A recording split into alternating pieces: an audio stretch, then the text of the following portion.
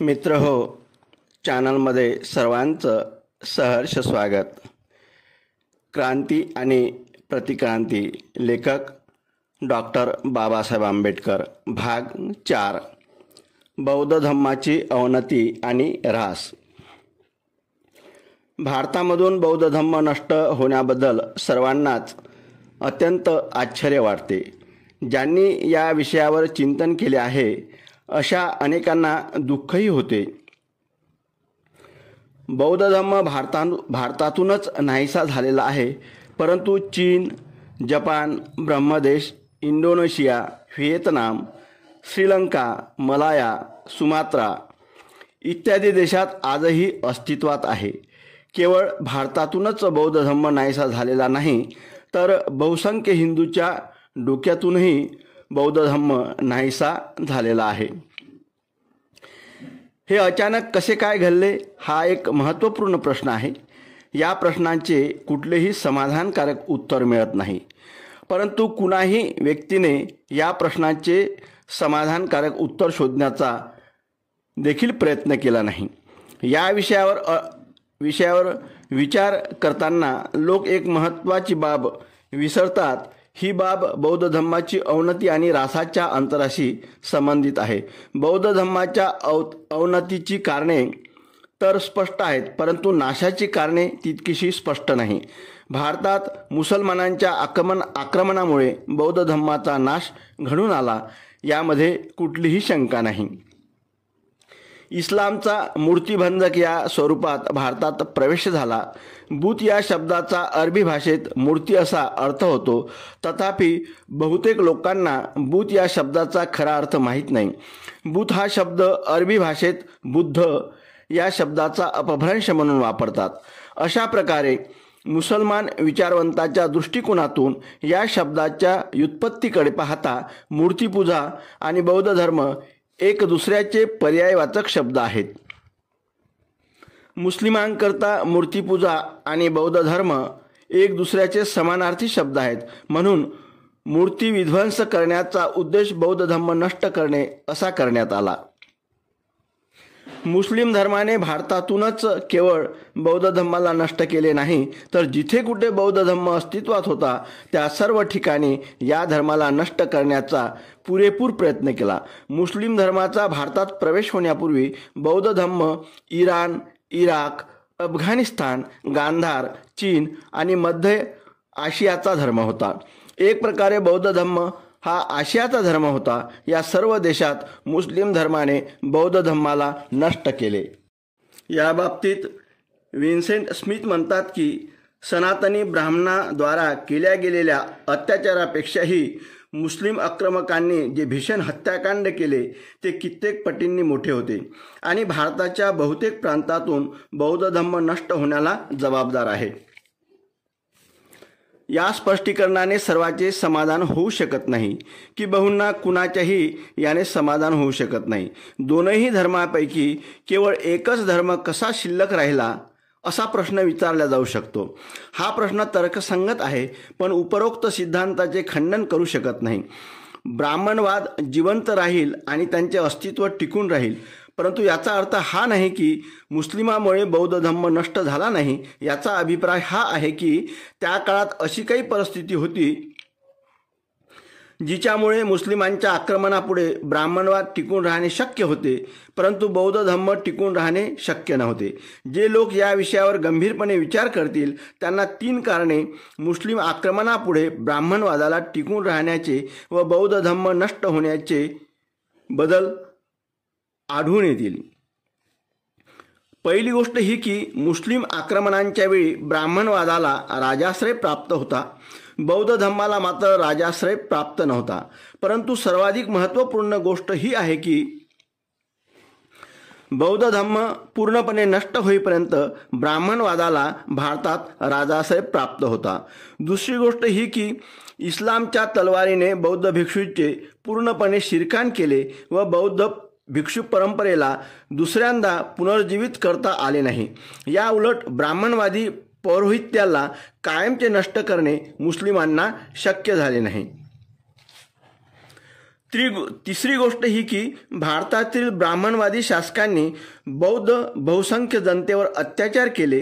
त्यांच्या या अत्याचार व छळापासून बचाव करण्याकरता भारतातील बहुसंख्याक बौद्ध जनतेने मोठ्या संख्येने इस्लाम धर्मांचा स्वीकार केला आणि त्यांनी बौद्ध धर्माला कायमचे सोडून दिले. वरील तीनही बाबीचे इतिहास समर्थन करतो. मुस्लिम प्रभावाखाली येणारा भारतातील सर्वात प्रथम प्रांत सिंध होता. पूर्वी या प्रांतावर शूद्र राजा राज्य करीत होता, परंतु एका ब्राह्मणाने हे राज्य बळकावले. या वंशाचे शासन सिंधीवर इसवी सन 712 पर्यंत चालले. इसवी सन 712 मध्ये इब्न कासिमद्वारा सिंधवर आक्रमण झाले. तेव्हा एका ब्राह्मण शासकाद्वारे ब्राह्मण धर्माला वाचविणे स्वाभाविक होते. सिंधचा शासक दाहिर होता. दाहिर हा ब्राह्मण वंशांचा होता. स्वतः ह्युसंगने आपल्या डोळ्याने पाहिले होते की त्याच्या वेळी पंजाबमध्ये बौद्ध वंशाच्या राजाचे शासन होते. या वंशाने पंजाबवर इसवी सन 880 पर्यंत शासन केले. नंतर हे राज्य लल्लीय नावाच्या ब्राह्मणाने बळकविले. त्याने ब्राह्मणवादी धर्माला राजाश्रय दिला.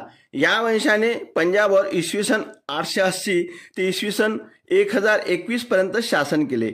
यावरून हे सिद्ध दिसून येते की ज्यावेळी सुबुक्तगीन आणि महम्मद कासिम ने पंजाबवर आक्रमण केले त्यावेळी भारतातील बहुतेक शासक ब्राह्मण धर्मावलंबी होते. जयपाळ इसवी सन 960 ते इसवी सन 980, आनंदपाल इसवी सन 980 ते इसवी सन 1000 व त्रिलोचनपाल इसवी सन 1000 ते इसवी सन 1021 हे सर्व ब्राह्मण धर्मावलंबी शासक होते. सुबुक्तगीन आणि मुहम्मद कासिमच्या यांच्या आक्रमणाबद्दल आपण सर्वांनी खूपच वाचलेले आहे. मुहम्मद गझनीच्या आक्रमणांनी सुरुवात झालेले व शहाबुद्दीन घोरीच्या नेतृत्वात सुरू असलेले मध्य भारतातील मुस्लिमांचे आक्रमण सतत सुरू होते. त्यावेळी मध्य भारतात हिंदू राज्य होती. मेवाड आताचा उदयपूर आहे, वर गलहौत यांचे शासन होते. आताचे बुंदी, कोटा आणि सिरोही त्यावेळी सांबर नावाने ओळखले जात होते. यावर चौहानचे राज्य होते. कन्नौजवर प्रतिहारांचे, धारवर परमारांचे, बुंदेलखंडवर चंदेलांचे, अग्नी लवाडवर चावडांचे तर चेदीवर कलचुरींचे शासन होते. या सर्व राज्याचे शासक हे राजपूत राजे होते व राजपूत हे काही कारणामुळे, ज्यांची मी नंतर चर्चा करणार आहे, ब्राह्मणवादी धर्माचे कट्टर समर्थक होते. या आक्रमणांच्या वेळी बंगाल 2 राज्यात विभागलेला होता, पूर्व आणि पश्चिम. पश्चिम बंगालवर पाल वंशांच्या शासकांचे राज्य होते तर पूर्व बंगालवर सेन वंशांचे राज्य होते. पाल हे क्षत्रिय होते व ते बौद्ध धर्मावलंबी होते. सेन वंशाबद्दल मात्र मतभेद आहेत. अधिकांश विचारकांच्या मते सेन हे प्रारंभी बौद्ध होते, नंतर ते ब्राह्मणी धर्माचे कट्टर समर्थक बनले. मुस्लिम आक्रमणाच्या वेळी नर्मदा नदीच्या दक्षिणेकडे 4 राज्य अस्तित्वात होती. 1 पश्चिमी चालुक्याचे दक्षिणी राज्य, 2 चोलांचे दक्षिणी राज्य, 3 पश्चिम तटावरील कोकणात सिलहळांचे राज्य आणि 4 पूर्व तटावरील त्रिकलिंगचे गंगराज्य. 12व्या शतकात ही राज्ये अधिक शक्ती संपन्न बनली. 13व्या शतकात तर ही राज्ये स्वतंत्र झाली. ही स्वतंत्र बनलेली राज्य अशी: 1 देवगिरीचे यादव, 2 वरंगलचे काकतीय, 3 हैलबीडचे होसायल, 4 मदुराचे पांड्य तर त्रावणकोरचे चेर राज्य. ही सर्व राज्य सनातन ब्राह्मण धर्माची समर्थक होती. भारतावर मुस्लिम आक्रमणांना सन 1001 मध्ये सुरुवात झाली. या आक्रमणाची झंझावाती लाट दक्षिणेस सन 1296 मध्ये दक्षिण भारताच्या देवगिरी राज्यावर आदळली. सन 1296 पर्यंत संपूर्ण दक्षिण भारत मुस्लिमांच्या वर्चस्वाखाली आला.